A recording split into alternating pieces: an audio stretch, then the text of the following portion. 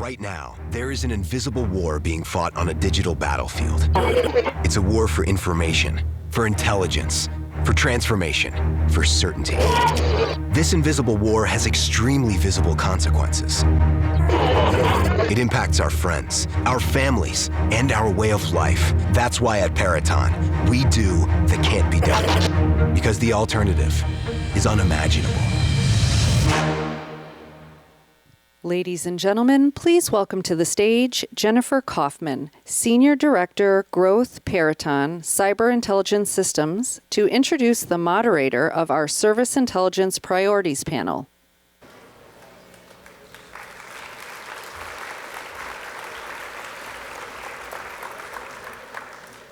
Good afternoon, and thank you for that warm introduction. My colleagues at Peraton and I also want to thank AFCEA and INSA for their continued leadership. It has been our privilege to support both organizations and this nation's toughest missions of consequence for many years. We embrace the enormous value of bringing together thought leaders from government, industry, and academia to share the common challenges, insights, and lessons learned. The meaningful collaboration better enables us to work toward building a stronger, more resilient security posture. Our moderator for today's panel discussion on intelligence priorities is Lieutenant General Bob Noonan, United States Army, retired. Having supported the United States intelligence community for many years, Bob knows all too well about doing the can't be done. Following his distinguished 35-year career in the U.S. Army, Bob joined industry at Booz Allen Hamilton as a senior executive, continuing his focus in the Defense Intelligence Agency, Military Services, and Combatant Command. He also served on the Veterans Agenda and Employee Resource Group of the firms, providing support to the wounded warriors, their spouses, and family. Today, Bob chairs the AFCEA International Intelligence Committee. Ladies and gentlemen, please join me in welcoming the moderator, Bob Noonan. Sir. Thank you so much. Okay. Would like to remind the panel that you stand between, or we have a reception immediately following, so just so that you're aware of that. Okay, well, welcome back. This is always a great panel. The service intel chiefs get time to talk and tell you what's going on. So I'm not going to, they're all very distinguished folks, but I want to introduce them to you without reading all the resumes. Starting at my left, Vice Admiral Jeff Tressler. He's the Deputy Chief of Director of Naval Intelligence, Vice Admiral Tressler. Sitting next to him, Major General William Seeley, U.S. Marine Corps. He's the Director of Intelligence at Headquarters Marine Corps. Then Lieutenant General Leah Louderback, U.S. Air Force. She's the Deputy Chief of Staff for Intelligence, Surveillance, Reconnaissance, and Cyber Effects Operations at Headquarters U.S. Air Force A2. Leo Garcia, who's the Director of Information Management, Headquarters DA, Deputy Chief of Staff for D2 for the U.S. Army. And finally, Brigadier, you will be a Major General someday, I'm sure. Brigadier General Gregory Gagnon of the U.S. Space Force. He's the Director of Intelligence, Surveillance, and Reconnaissance at Headquarters U.S. Space Force. So that's the panel. So we're going to kick it off. Lots of things have changed since this panel last met. We talked this morning. We spent the last 2 decades fighting counterterrorism. But now the world has changed. Key changes have included a war in Europe between a former Cold War power and one of its former states. We have an Indo-Pac theater with escalating tensions and strained relationships between countries. We have a worldwide terrorist threat that is trying to resurrect itself. Iran and North Korea are trying to become nuclear powers. And we have a world struggling to come out of the pandemic, dealing with associated destabilizing economic challenges. So as much as we like to say we always know where the conflict's going to be, if you look at our track record, we don't know where it's going to be. Probably, but you have to plan. So this is... We could moderate from this podium and then answer questions from the other. We can do that.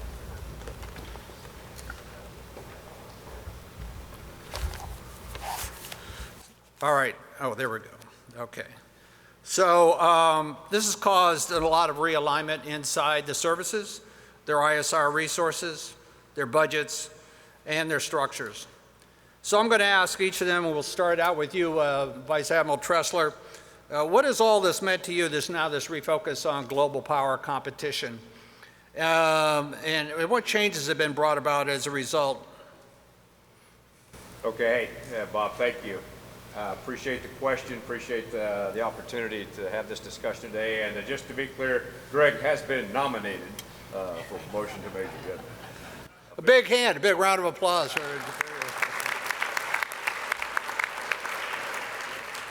Yeah, I think that, a couple things I'd say is every glossy handbook, strategy, vision between service chiefs, commanders, at the highest levels, lowest levels, all talk about competition and what, a phrase near peer adversary, in China. Okay, and it's about not necessarily, as we say in the military, not always about intent, but it's about capability. And China is pouring on just tremendous military capability. The bad news about that is they've actually made their intentions known. You don't have to have even pedestrian intelligence or the deep intelligence. It's what they say publicly their goals are from the president himself. And a lot of talk about reunification by force if necessary and things like that. Their coercive behavior in their region and around the world is extraordinary. Okay. So, and they are putting military capability behind that. So that's why a lot of our strategy. I guess all our mics are out, so when you're making a comment, if you go to the podium. It's the end of the day. We didn't pay our bill for the Usually it doesn't matter. I'm kind of loud. Hey, he didn't say much interesting, but at least he's loud and enthusiastic, all right? But hey, yes, the People's Republic of China, they're probably listening in right now. Say hello to them. They are clearly building up their military capability. They have been grinding on that for a couple of decades now.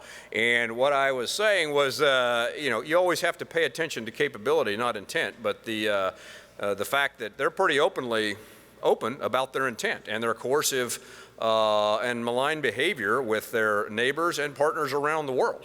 So that's something we have to pay attention to. The problem is older threats and adversaries haven't gone away. We're witnessing it right now in Ukraine. And that behavior, man, that's 19th century, early 20th century behavior that kind of a fairly great power, one that has nuclear weapons and cyber weapons, is still trying to gobble up territory and recreate some past glory. So that hadn't gone away. And especially while that's going on, their Navy hasn't actually slowed down. It's almost like nothing else, like the Ukraine thing isn't going on with the type of activity they're doing in the maritime domain.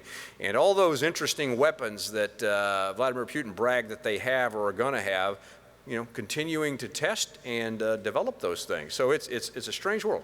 And then the terrorist threat, the violent extremist organizations, that has not gone away yet either. So it's a bit more complicated, but in talking about how we're going to invest and focus our capabilities, we're never going to get a pause to where we can just focus on one thing. We're going to have to walk and chew gum at the same time.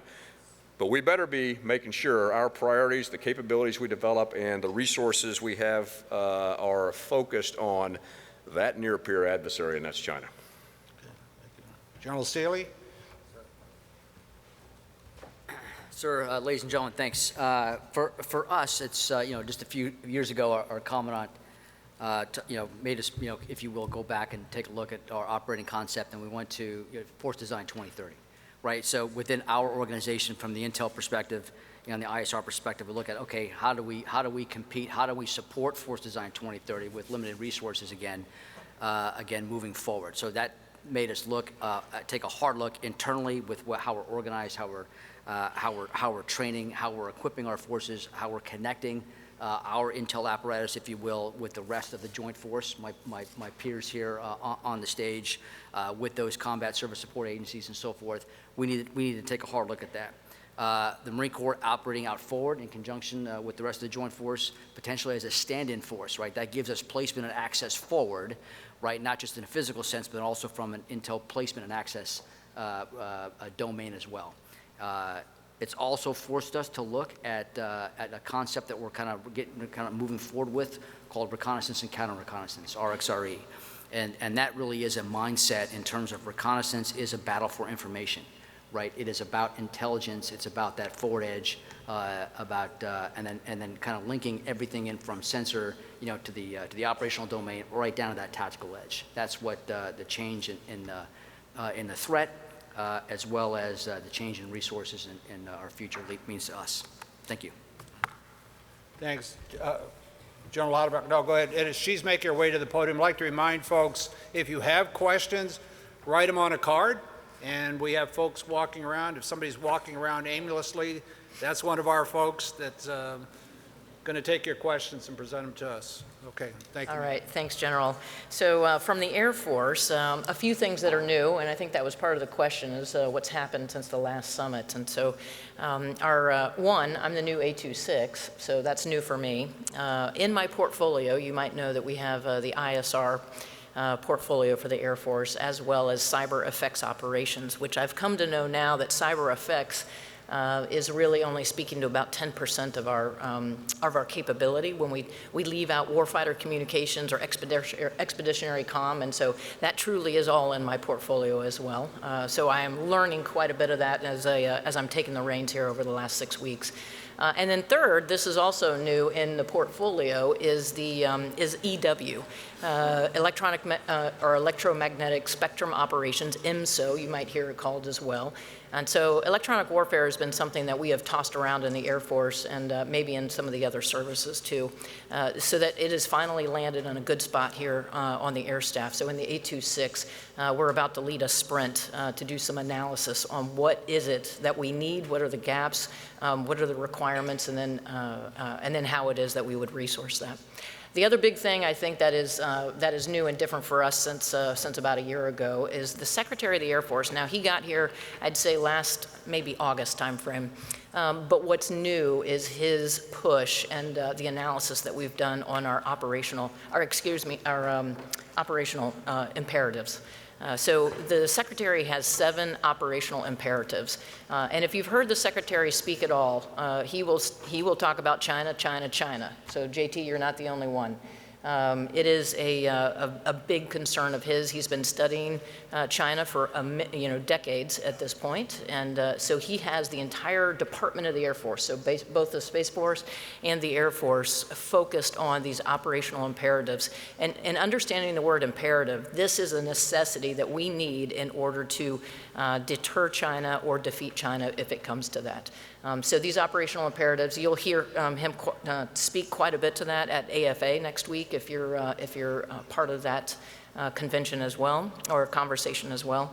And underpinning every single one of those operational imperatives is intelligence, surveillance, and reconnaissance, as well as a cyber and communications capability. So I look forward to the next year or so and making progress in those areas. Look forward to your questions. Thank you. Be careful. If you do well, they'll make you stay there 3 years. So. Leo, how about representing the Army? I'm the first one up here to say, and good because I have podium phobia, so I'm glad I have a mic in front of me right now. Well, I'll give you a little bit of an Army perspective on here, and I'll try not to repeat what everyone's already said, because I think there's a lot of alignment going on right now across the entire joint force and the IC. But a couple things to think about, right? And what's really driven us in kind of this change in approach and really that shift in 2025. That really is a hard push forward on ops and convergence, right? And really democratizing intelligence data across the board and those capabilities and taking it down to the lowest echelon we can.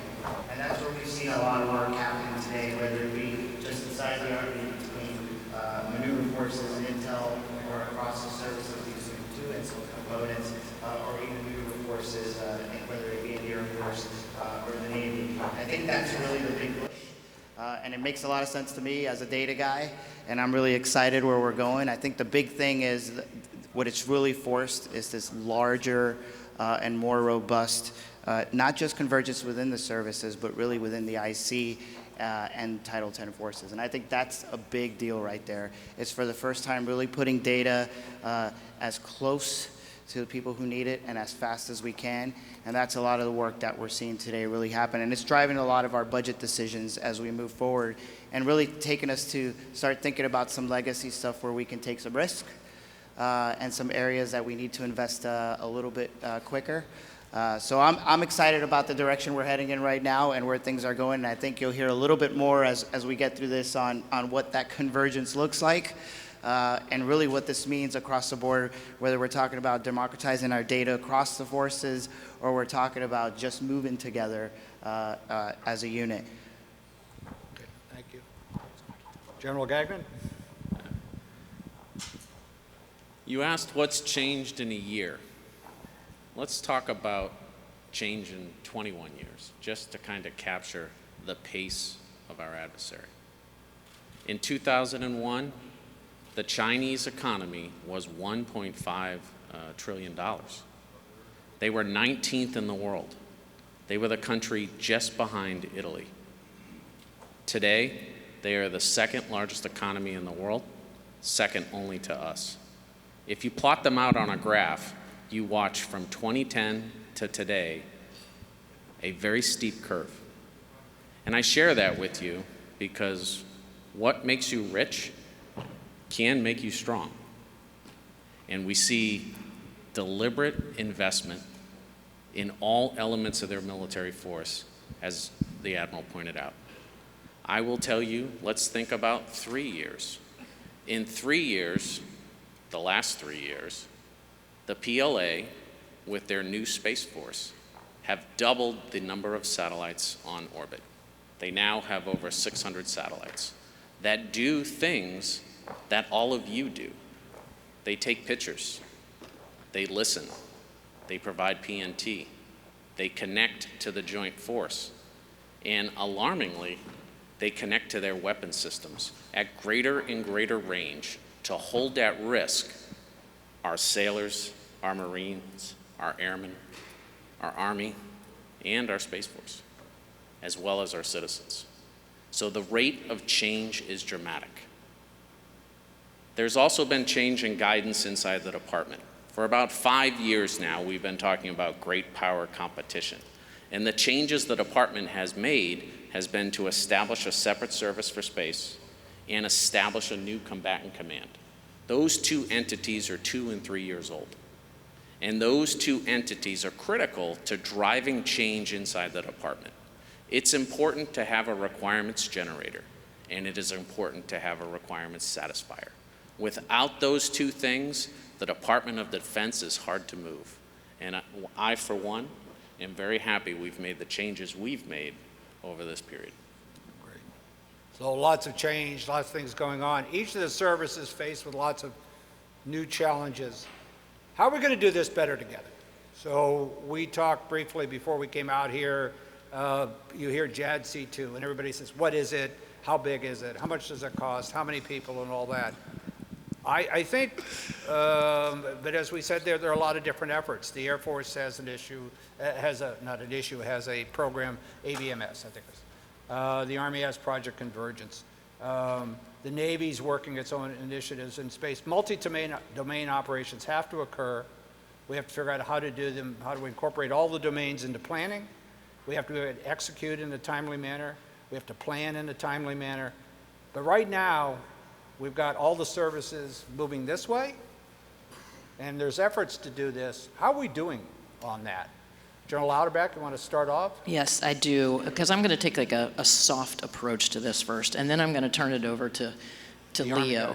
Yeah, who can, really hammer on the beeps and squeaks of what JADC2 might become at some point and the different programs that we're working.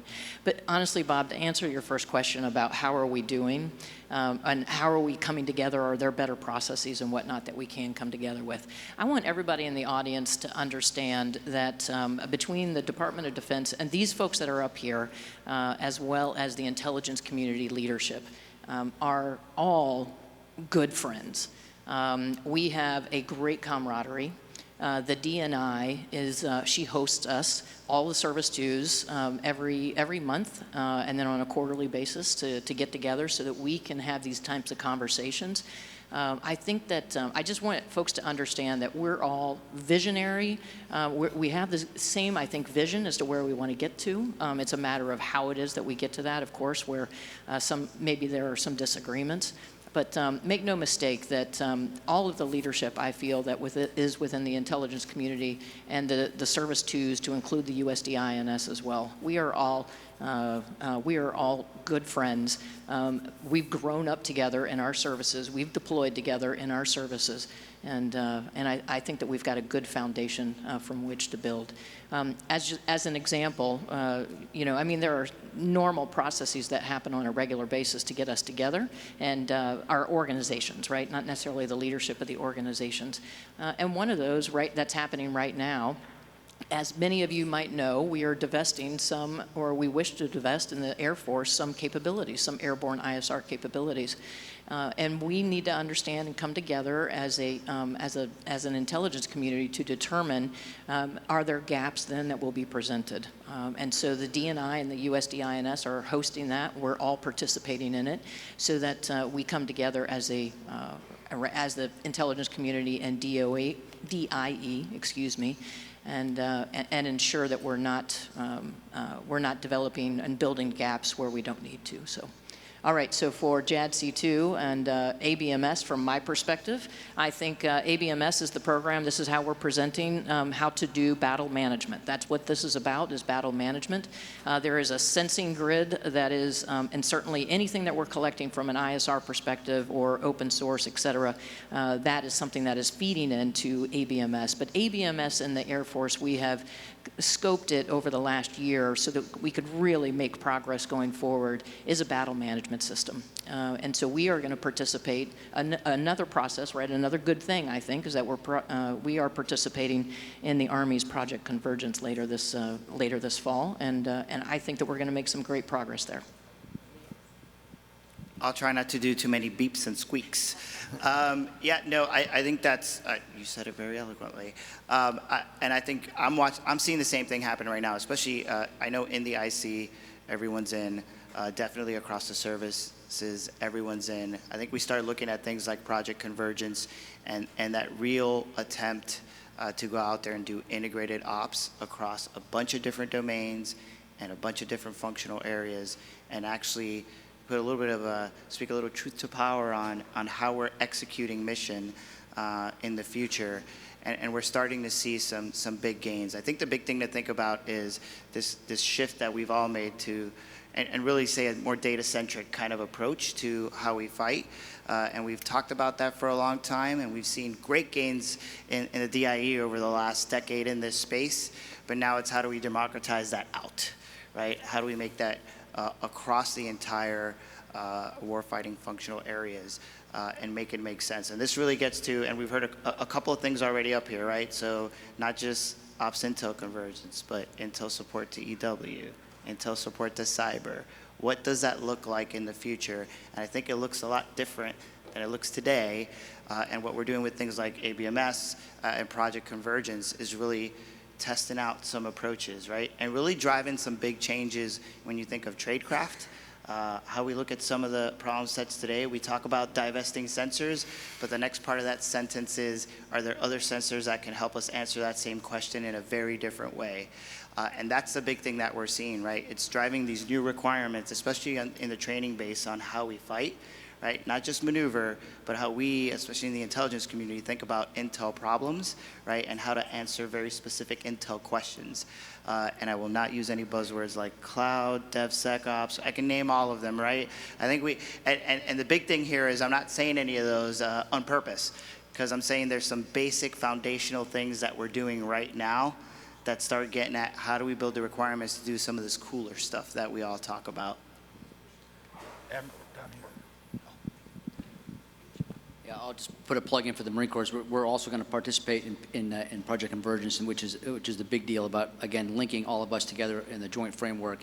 We look at JADC2 as the framework, right? So it's going to drive the data standard, if you will, our connect to comply to connect kind of standard, to use that kind of that buzzword. That's really important for us. Again, going back to, again, diminishing resources potentially, how can we leverage the right people, right places, right things as a stand-in force forward? One of the requirements that we've been looking at and kind of testing out in evaluations in the future is that we just don't have a ground component to our operations under kind of a JADC2 construct, but we're also working afloat. because we're going to have Marines afloat on Navy ships out forward potentially, as well as being set in an expeditionary environment out forward in other places. How are those two connecting? How are we connecting with the rest of the Joint Force for targeting? So it could be us identifying, a potential adversary, working with our naval counterparts for strike, or for that matter, the Air Force, or for that matter, the Space Force for strike operations. I love this question about JADC2 because, boy, it just takes a life of its own on in any discussion. The Navy work is Project Overmatch, and I'm very happy with where that is. Now, everybody wants examples and details. We're just not going to give that type of detail. But in the end, whether Overmatch, Convergence, ABMS, JADC2, it is all about long-range fires in providing target quality solutions. So that's the fusing of different and multiple sources from different services and capabilities, fusing that data to produce target solutions, and hardware agnostic communications paths to rapidly at machine speed get that data to the best shooter and the decision makers for that. That's as simple as it is. I apologize that in the DoD we bungle this about and talk about it in such a difficult manner, but we've made tremendous progress on that. These services are all working together right now, and there's a great desire to where is the Battlestar network picture. We're largely taking things that already exist, that we already have. We have a fleet of a couple of hundred ships, a couple of thousand aircraft, a satellite architecture, multiple ground components and sensors that we already have. It'd be nice to start from ground zero and begin again. But we got to make all the stuff we have right now work together. And once we've decided that's what we need to do, we're doing it. There's extraordinary collaboration going on. We're just not going to talk about a lot of the details. From the Project Overmatch standpoint, we're going to be deploying capability, the initial capability that Doug Small was tasked with by the CNO 18 months ago. That's going to start deploying next year. You won't hear a lot about what it does or what's different, but we've taken a prompt step in what we can do with communications as a service and our ability to put weapons on targets because we've improved our long-range fires and targeting capability. Thank you, sir. General Gagnon, any thoughts? You're good. All right.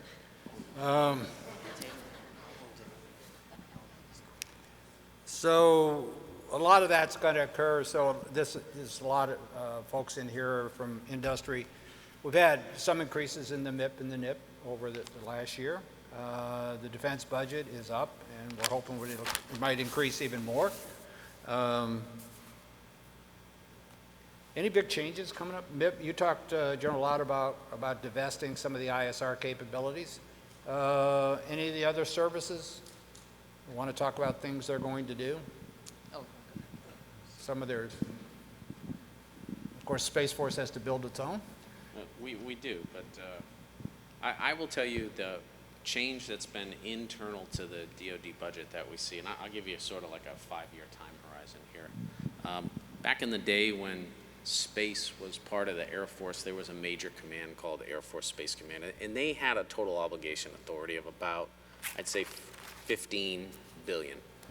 Today, the realignment of monies that were in multiple departments, in multiple places, the budget for the Space Force, I think, is about $25 billion now. So there's been that mapping and realignment. The other thing we're doing very proactively is thinking about where collection can take place best inside the adversary's contested areas. So air platforms, they're not being divested because they're not useful. Certain air platforms are designed to be divested because the threat is so high, because the air defense system is so strong. But the need to still find, fix, track, and target the adversary continues to exist. So we're doing some studies right now about moving certain sensor types and sensor phenomenologies into outer space in proliferated architectures. And I say proliferated architectures, which means many satellites doing the similar task. And you're building many satellites because it takes many weapons to take down many satellites. So we're trying to flip the cost curve a little bit from where we have single exquisite satellites to many satellites. And if we just take a 2.5-year time horizon, Space Development Agency, which is led by Dr. Tournier, has done phenomenal work. By New Year's Eve of this year, we will have his first tranche of small satellites up in space. And that took place in 2 years and 6 months, from the time he wrote a requirement to the time that satellite tranche will be in space. 2.5 years. If I roll the clock back to that 2015 timeframe in Air Force Space Command, I would tell you that for us to buy one of those exquisite satellites that already had a design, but to buy it and have the factory produce it and to put it in space, that was a 5 to 7 year process. And Dr. Tournier's just cut that in half. So to answer your question specifically, intelligence requirements exist. They exist in every domain. The best domain to collect it is what we're working on collectively inside the department, and then building the kit to do that.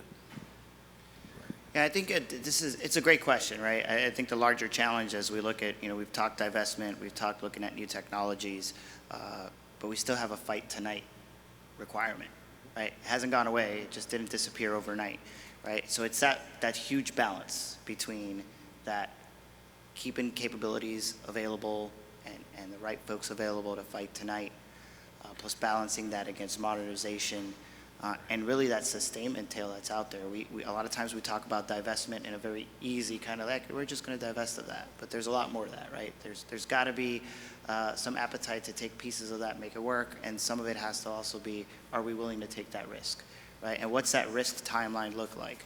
There's some things that a lot of us know, right? It's great in the coin fight, maybe we're not going to use it anymore. We can probably get away with killing it today, right? And divesting right now. There's other things that we don't have that choice, right? Whether it be nothing's there to replace, or we haven't really figured out a good way from an analytic perspective to answer the question with the data we've got. And that's why a lot of this experimentation is so important.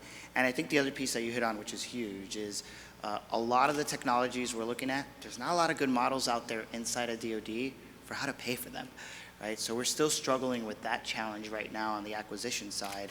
And though A&S has done a great job of kind of helping us shape a little bit and giving us a lot more options, we still have to bring the rest of the acquisition community along with us to move as fast as we can to get stuff out there. So I want to make sure that we're all kind of tracking that bigger piece, and I definitely understand the frustration from industry in this space. I know a lot of us, right, like, yeah, go to cloud, no problem, super easy. But there's 15, 16, 20 years of tech debt to move over, and does it make sense, right? That's an easy example that we see all the time. So that's where we got to spend some time, is really looking at that balance to try to figure out what makes sense moving forward. Oh, go ahead. I'll just go, and not necessarily MIP, but it's really about, again, we're talking about resources and what's driving it. Simply it's people, places, things. We have to invest in the people, right? And that comes down to training. So as we unveil and roll out these great exquisite technologies that we're all, that we're all building for, it's about that future force, right? So are we recruiting the right people? Are we training in the right way? And then do we maintain that level of education and expertise along the warfighting continuum? We have to look at that. Places, of course, looking at tactical edge nodes, which kind of relates to the things. Are we doing the right thing by giving the tools now out forward from an analytical perspective? Small Marine, with his equipment out forward, not small Marine, but taller than me, kind of thing. In terms of a Marine team out forward, doing their EW collect or what have you, and then linking into a joint kill web, not kill chain, but a joint kill web linked in together here, so we can apply and hold targets at risk and get fires on target. Sir. Hey. You asked about, what's going to happen in the NIP and MIP budgets, any big changes, whatever. So I'm going to talk about something that is not because it's an increase or a decrease, but something I protect. And General Laubacher's right. We work together, good friends. You'll see in our titles, the N2, N6, the A2, A6, where each of the other members fit in their respective organization. There's the stovepiping of intelligence as its thing by itself does not exist anymore. It is intermingled, commingled in words we'll use as in the Navy information warfare, as the deputy chief for that. And it's not complex, but it's integrated quite a bit. We can't separate one from the other, so you see a lot of that.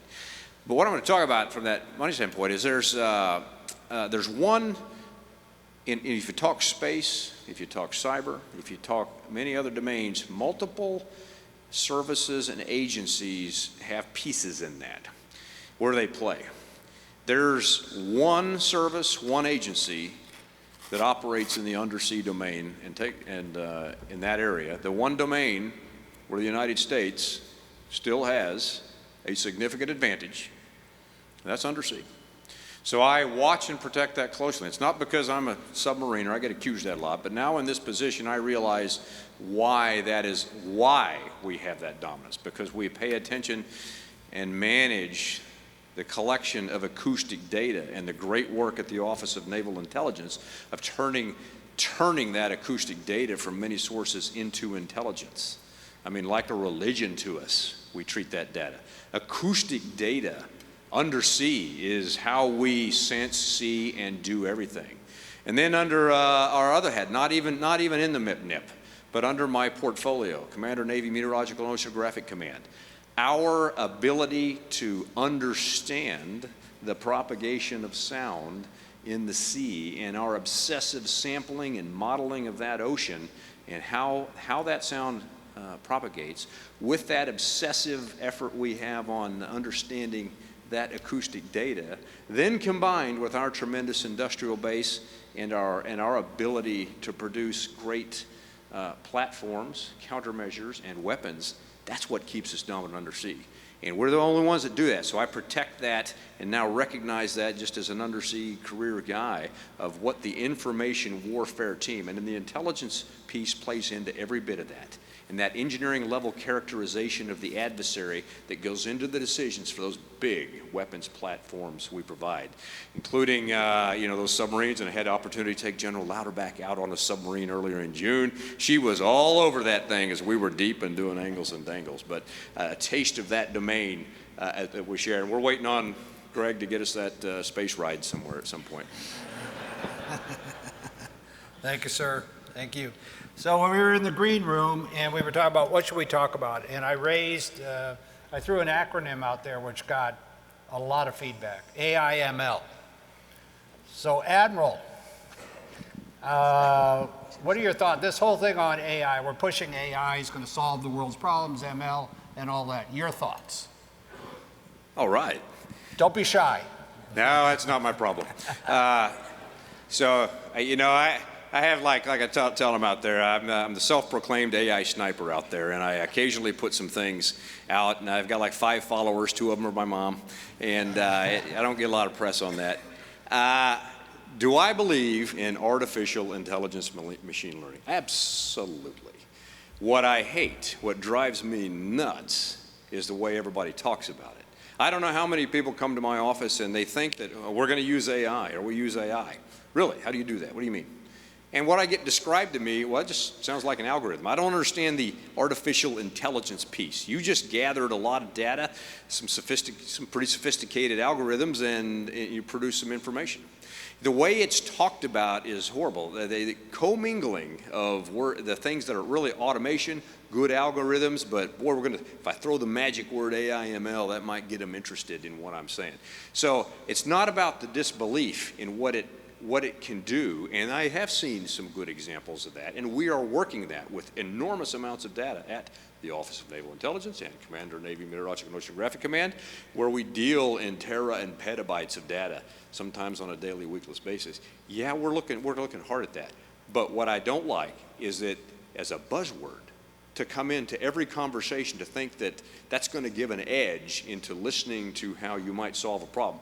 What we need to do, in my opinion, is we need to do a better job of working with industry. And this is where these requirements-driven organizations, we're not that good at writing requirements. You give us exactly what we ask for, which is not what we wanted. We need to talk more with you about our problem we're trying to solve, get away from the buzzwords, and hey, here's what I would like to do. Here's the problem that's vexing us. And do away with the buzzwords. How might we solve that? And whether it's just a sophisticated algorithm or how we manage data, or that there's truly some machine learning involved in that, I don't care. But if we get beyond the hype and get down to defining and characterizing the problems we need solved, we'll do a lot better at getting to solutions and get away from buzzwords. That's pretty good, sir. I would only argue that again for industry, as we drive the requirements, from again our small piece is hey, it's all about still making can AI, ML, whatever, help us with sense, make sense, and then help us act, with speed of violence, if you will, against that target, and from an information warfare perspective, as we've talked about ingesting and digesting that information so it's consumable, and then. And then also kind of moving into the how does this technology help us? Is that a person in the loop or a person on the loop? And we're going to continue to wrestle with that question as we move forward. Oh boy. Well, as the other submarine guy in the room, I think the Admiral and I live in the same world. I think nuclear power school kind of beats some thoughts into us, and we're dealing with them when we talk about AI and machine learning. So look, I think the Admiral's spot on with the first part, which is we actually have to know the question we're asking, right? And I think we spend a lot of time listening to folks come in and talk about, we're going to buy this bayonet and it does AI and machine learning, and we're like, what? What does that have to do with AI and machine learning? But that's a good enough buzzword to get us going on it. And I think the reality is, as we look at the space, we have to start talking about being very specific on those questions that we're asking, and being very specific on where AI and machine learning makes sense and where it doesn't, and really we're starting to work with our customers a little bit tighter. Because a lot of times when I talk to folks, right, I'm only 1-2 questions away from finding out it's not actually an AI or machine learning problem, it's just a workflow problem. A better business process will fix that. That's a different problem. And I think there's two realities that we need to look at. One is a human capital reality, right? So there's an inherent understanding by the workforce on what is and is not AI or machine learning that helps drive that. And I think that's where we're doing a lot of work right now, is how do we build that workforce, right? Both organically and really, and I know industry's challenged with the same space right now, but how do we make sure that we have the right folks with the skill set to come help us move in this direction? I think the other piece to that, and as Intel folks up here, it's that QA/QC piece, right? We're making, at times, life and death decisions on an algorithm that may have been written 10 years ago with maybe a lot of bias in it, and we're gonna make a decision to pull a trigger on something. Wow, that's kind of crazy, right? And stuff that we are, have inherently done for many years, and lots of humans in the loop, we're gonna trust the math. I'm a trust the math guy, believe it or not, but I'm also a guy who says, hey, we need a lot of investment in this space to make sure that we understand what that process to QA/QC looks like. And then the last thing I'll say on this, and this for those of us who've worked in this space, we kind of say this thing, hey, we're going to train this algorithm, but there's a cost to that, right? There's a human cost to folks sitting there and looking at data and validating it. There's a compute cost to that. We really need to start thinking about some of these things. This is a great question to ask, but is the juice worth the squeeze, right? Is that the question that we need to answer?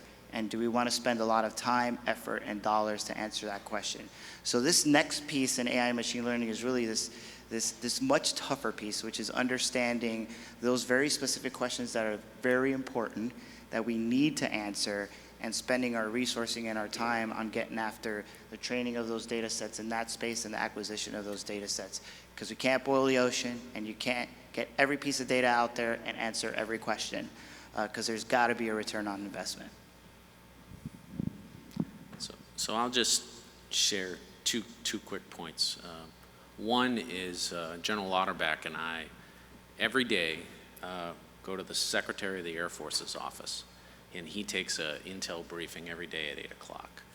And as you walk into his office, you walk under a sign, and the sign is sketched out in wood, and it says, In God we trust. Everyone else, bring your data. And you walk under that as you go in there to tell him what you think is going on in the world. In the United States Space Force, we've published a document called the Guardian Ideal. The Guardian Ideal talks about every Guardian having digital fluency, and it talks about the Space Force being a digital force. In order to actualize that outcome, the Space Force has us all registered in Udacity, and we're taking data literacy courses. I took my first one 2 weeks ago as I was taking the Amtrak train down to my friend's house for the long weekend, and I'm 1 module out of 7 complete. So we're not sure that there's a special pill, but we do know that to compete in the future effectively as the Space Force, we have to up our digital fluency. And we are actively making that part of our human capital plan because we're the service that was born in the 21st century. Yeah, General Gagnon, if you can, you mentioned in the room there about your point about the amount of data increasing. Yes. So often for AI or ML, there's often the discussion about this will help with savings in manpower. That argument, it tends to be flawed because the argument is based on the premise that we have this much data, and if we use the AI and ML, we'll get through it faster. That's a true statement, but what do we know about the volume of data? It just keeps going up and up and up. And the mission essential task that is to us is not to go through all the data. It's sense making. And that mission essential task happens for General Lauterbach and I every day at 8 o'clock as we tell our secretary what we think is going on in the world, what we think will happen next, and what the impacts are to national security.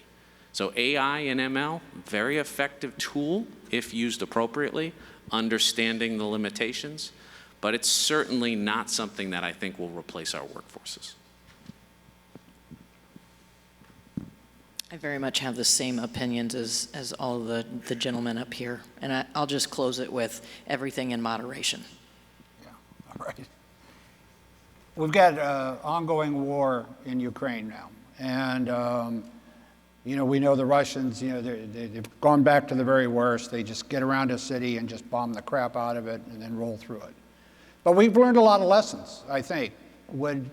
If I could get some thoughts on all of you about what have you been learning by watching this thing, not only from the Russian side, but the Ukrainian side. Also, what are we learning or relearning? Let me put it that way too, because I think we are relearning a lot of things, but any thoughts on that? Yeah, so I'll just take it from perhaps from the threat perspective and understanding the threat. I think that there's 1,000 lessons that we could all probably talk about up here. But for me, understanding how it is that the Russians were able to or can fight and how they did perform. Holy cow, not good. I, as an intelligence officer, step back and think from the very beginning of this, did we make the Russians 10 feet tall?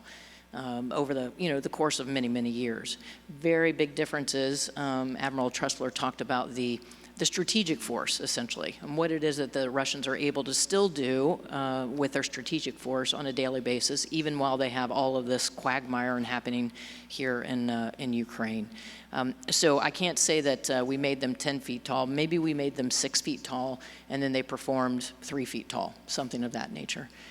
So I think that we probably need to do a deep look at how did we see that. And the other lesson that I take away is that we have been fighting for years in combat. And we understand the fog and friction of war, and we are able to get over that fog and friction, or we can fight through it, we mitigate it some way some fashion. And so I think that we need to take a good hard look at other countries that do not fight or have not fought in conflict as we have. And so that we don't make a mistake that we make everybody or a peer competitor 10 feet tall right off the bat because of all the capabilities that they have. Because when it gets right down to it, are they proficient operators and can they integrate as a joint fight?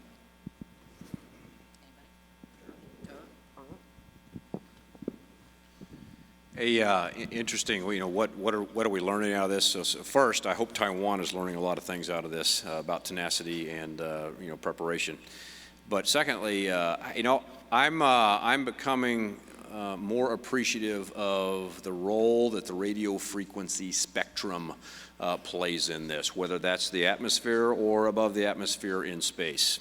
And that's where a big chunk of the war of cyber and the RF spectrum, electromagnetic warfare, going to take place in any conflict.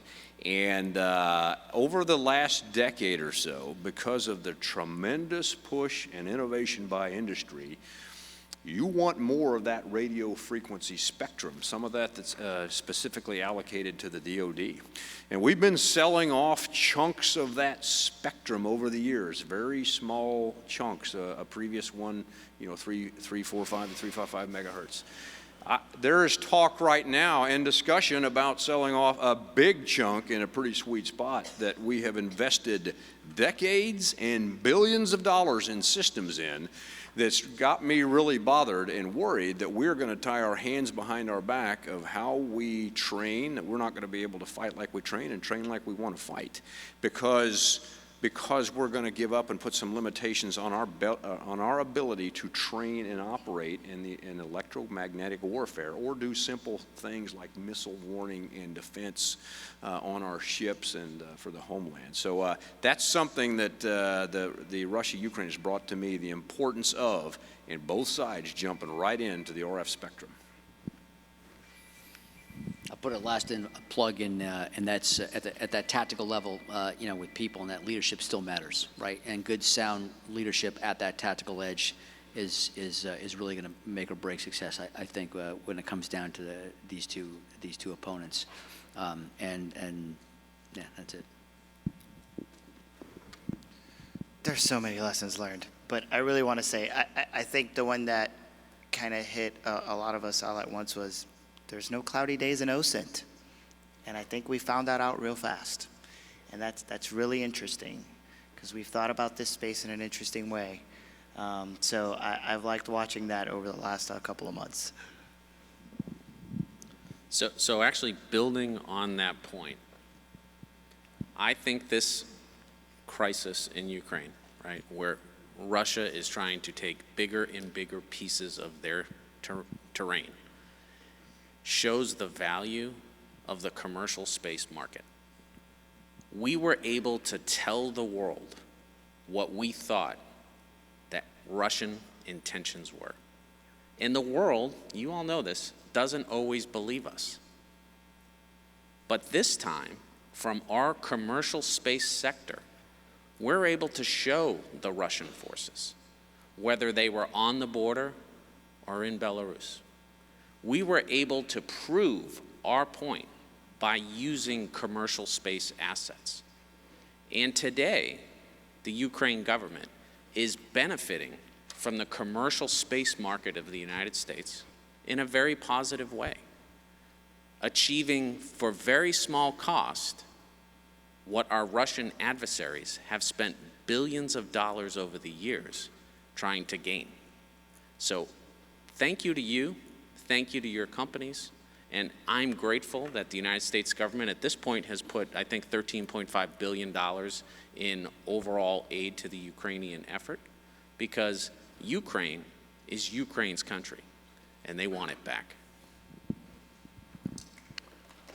Good job.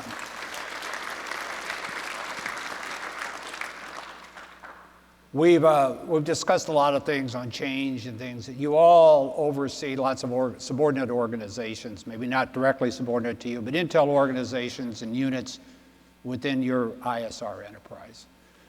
We're shifting to great power competition, but we still got to keep a watch on terrorism because it's the day-to-day threat. It doesn't take a break. It doesn't need a whole lot of technology and a whole lot of funding to realize some of its, at least interim objectives.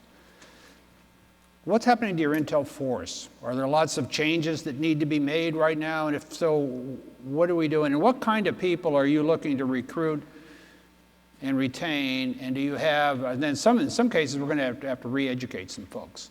And what kind of training like that? And then, especially on the analytical side, within a multi-domain context. Because now, the commander is going to ask, are my cyber systems under attack? What am I getting from space? What am I getting from forward deployed, my long range? What am I getting from human sources? What am I getting from patrols out here? What am I getting from ISR, airborne ISR assets and all that? So our analytical challenges, we're going to ask very young people to do some very, very tough stuff. So what are you looking for, and are there big changes to education? And what can this group do to help you with that? Nothing big, but Bob, that's a huge question. I think it's a great question. I think a lot of us are looking at the shift in the fight, right? So new formations come in, kind of readdressing how we fight, and analytically, really kind of upskilling our workforce, right? So we talk data literacy, right? So this is another area where there's a lot of shared work happening, right? So the Army has access to the Air Force's Udacity, right, licenses. So we're sharing those courses together right now with a very firm understanding that there's some foundational things we need to look at. On the intel side of the house, I think for the most part, folks have been data literate for a long time. I think now it's really upskilling the rest of the workforce to come along with us, right? And really honing some of those skills as we bring new technologies on, right? And I know we kind of flippantly throw the words machine learning out there, and we're going to train all these algorithms, and everybody wants to have 10 ORSAs on their team and 10 data scientists, even though we don't know what problem we're trying to solve sometimes. But I think the big thing is to have folks just to be speaking the same language is really, really important. And I think right now we're looking at a big focus to really get, and not just the intel part of the Army, but the entire Army to focus and be data-centric, and that starts with just data literacy.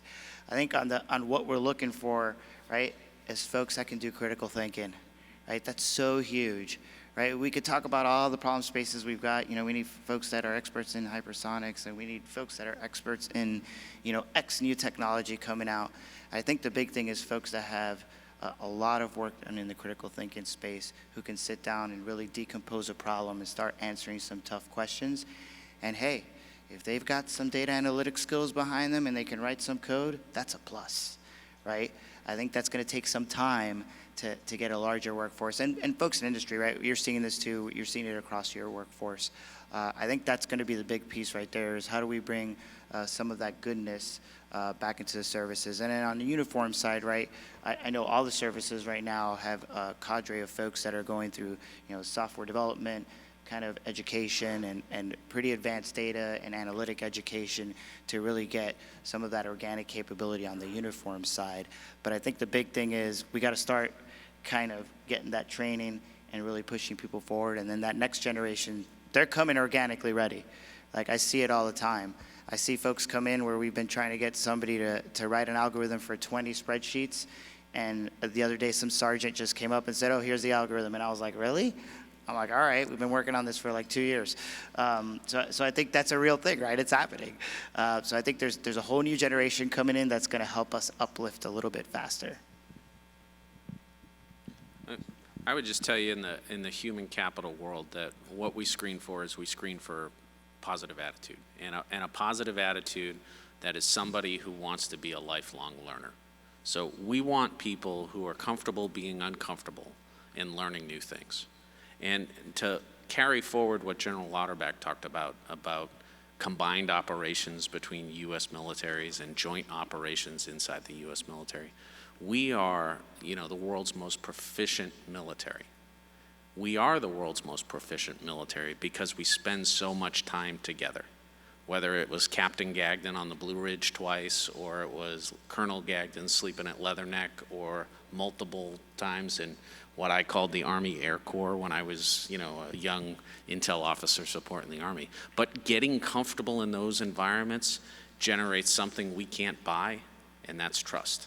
And as we have trust across our services, it makes us tremendously effective joint warfighters employing, and that's a little bit of a lesson that other militaries probably don't value appropriately. So I tell you, moving ahead, one of the things we need to do is we need to make sure we do joint large force exercises, because how we got good to where we are today is because we were fighting. So now we need those large force multi-service exercises that have to be in person, so not only does our proficiency increase, our trust goes up, because that's what makes us, the world's most lethal military. I want to pick on something that you said, not pick on it, but just riff off of it, is trust. That I think the American public, the polling numbers are actually going down. So in a negative trend as to the trust that the American public has in this institution, the Department of Defense. And to me, that's very scary and sad. It is sad to me. I would ask you all to be recruiters for us. We are in various stages of making recruitment numbers. I can say that on the Air Force side of the house, we're making our recruitment numbers, but not by much. And so we've got to get after this. This is a profession that people should want to be able to come into, and we need to look really hard as what are the reasons that we're not allowing somebody to come in, right? If that's a medical thing or whatever it might be. And I think I'll take from the CSO, General Raymond, as the Chief Space Operations. I mean, he in that guardian ideal that they built is going to allow a lot of folks to come into the service who can execute the mission. They just might not have made that, made that cut because we have old recruiting rules type of thing.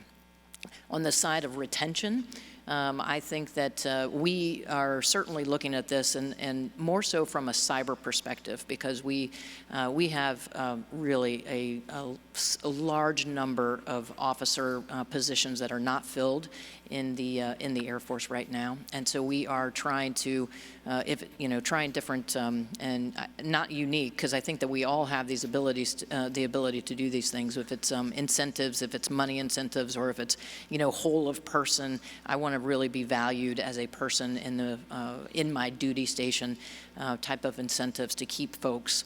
I would also say we have direct, I can't remember what the name is, direct hiring, essentially, so that folks that are out in industry who have a skill set, software development or whatever it might be, that we can't get to at an 04 level or an 05 level, then we want to start doing that. And I don't know that we've been successful at that yet, but we're going to. That's very much on our bucket list. And then I guess the last thing I would say is that stop paying people so much, industry, right?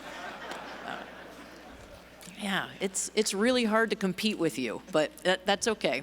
Let me go back to the first point, is that help us to be recruiters. Tell your sons and daughters that they should come and give us all a try, and then let us take care of them and see what we can all do together.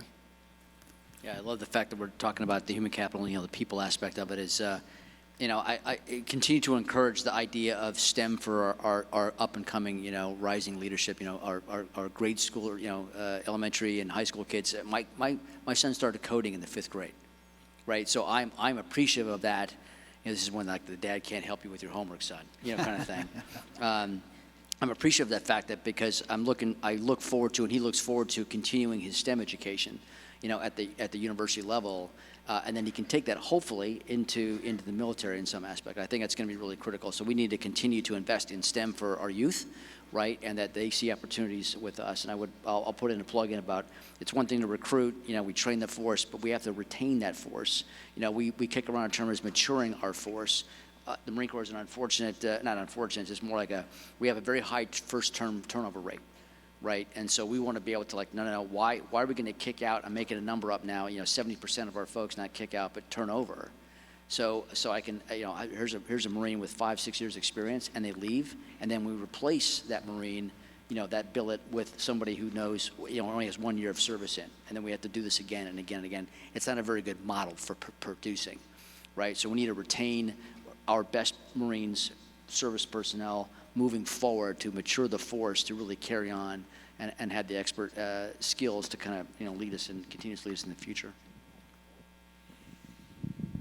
Yeah, I'll echo everything they said. I particularly like to comment on, critical thinkers. This is the most sophisticated military ever. It's not going backwards. It's only harder and harder to come in and learn jobs. We're still going to have some of the basic rates and trades in the Navy, but the requirements for sophisticated equipment and skills just continues to go up.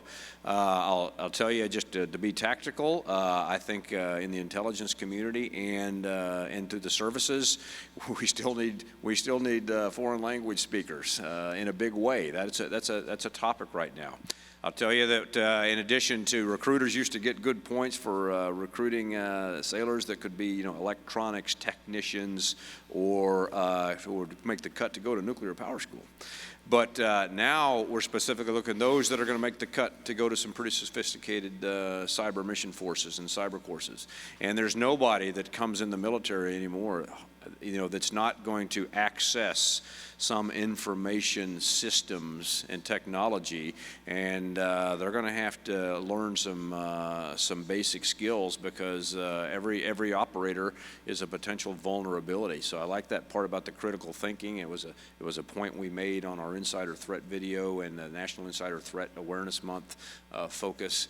That this is a very sophisticated military right now, and this is not just something that, I don't know what to do out of high school anymore. No, we need some very bright people to come in because they're going to be put in some important and extraordinary positions and ready to move up the training ladder pretty quickly. So it's getting harder and harder to recruit and to get people, frankly, the general public to understand this isn't your father or grandfather's military. Right. This is a highly sophisticated force. We need your smart sons and daughters, and they're going to learn some tremendous skills. Great. So we're getting ready to wrap up here. So let me afford each of you the opportunity, if you'd like, any concluding comments about where you're headed, the change, the things we've talked about here, things maybe that we missed. Because I've got lots of questions on lots of different systems and things like that. I don't want to go into individual ones. Although, Admiral, we got one on how you feel about NCE right now. How's that working? And if you'd like to talk about that, because I've got a couple on the NCE. NCE. NCE. Oh, NC3? Yeah. I'm sorry. NC3? Onboarding. Who asked the question? Naval Cloud Enterprise, yeah. A lot of, what I feel about it. We are. How's it going? There's a lot of discussion, and I think that all DoD is trying to get away from maintaining individual data centers at different locations and commands, and building and getting to places where we have cloud-based, built for security, built with 21st century standards, with cybersecurity in place, and built to handle large amounts of data and applications that work in that environment. What do I feel about it? I'm supported.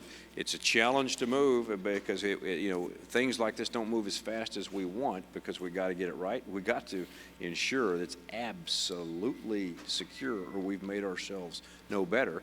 And then challenges of just, okay, now we got a big cloud. Things we're doing now, you can't just put it on a disk, flop it over there, and okay, now it's stuck in the cloud and we can operate it. You have to engineer your applications and solutions. So there's a bit of a process to that. And man, there's a lot of smart people working on that, and there's a lot of industry options that are pressing our decision cycle and which way to go. I'm learning a lot in that discussion. And I'll just say in the wrap-up, I just continue to echo, and sitting here on this panel and hearing the remarks today, I just, what I hope you take away is, man, you got some, not because of how we say or us specifically, but we've got some great people working on hard problems. And in an unclassified scenario, we gave you about as good as we can give you. But it's a good time to be an American, and I love what the DoD is doing, and I've never been more enthusiastic about what industry can deliver to us if we just tell them what our problem is and get that to you. I think that's our responsibility. I consider myself very lucky to actually work with some great, like great leaders here on the panel with me, and then also to work with some great people in the Marine Corps. I'll offer in conclusion that one constant in the world is some level of instability. The Marine Corps remains its crisis response force, and then with that, from an intelligence perspective, it's about our enterprise, our intel enterprise, getting knowledge at the earliest point of decision, so commanders respectively can make that decision. Okay, so we can act to solve whatever problem that may be. The Marine Corps prides itself on being a force of innovation, a force of change, and we look forward to moving ahead and continuing with our Force Design 2030 efforts, and within that, in this information domain, in the intelligence domain, with our enterprise, with our recon, counter-recon efforts moving forward, so we are the enabler for the joint force, should be called. Thanks. I'm just going to say real quickly, General Gagnon and I had the opportunity to go up to the Hill yesterday with the Secretary of the Air Force. The SecAF has asked us to deliver a China threat brief, and it is all about Chinese modernization in every domain, and it is pretty concerning. We've delivered it probably 12 times to various committees over the last year or so, and in all cases, all of those committees, all of those folks that are on the Hill, they're understanding the difficulty and the challenges that we're going to have if we don't modernize ourselves, because China certainly is doing that. So I'm proud and really happy to be on the stage here with this team and helping to lead the Air Force, ISR, Cyber, and IMSO in our organizations forward to be able to modernize. So thank you. I'm probably the youngest one on the stage. I'm going to bet that that's a fact. And I'll tell you what, a lot of my friends are no longer in DOD and no longer in the IC. And when I talk to them about some of the stuff we're doing and some of the exciting things that are happening, they're clamoring to come back. So I would say that it's an exciting time. There's a lot of change, right? The world's changing fast, we're changing fast, and we're changing together. And it's a good time to be part of this team. I'm excited where we're going right now. How old are you? 43. He's younger than me. I just want to say thanks to our host for giving us this opportunity. It's important to engage industry at a certain periodicity to make sure we stay connected and kind of message to you those things that we need. In the Space Force, our number one priority goes right back to the Secretary of the Air Force's number one operational imperative, which is to field a resilient space architecture. So we're moving out on missile warning and missile track. We're putting up also the beginning of a proliferated data comm structure. And then we're going to move to look at MTI after that. So we are moving quickly. We're having results, and we're having results because of the work that you do and that the people who work for you do. Because there's no other market in the world for space that is as competitive as your companies. So thank you for what you do. Okay. Big hand for the panel.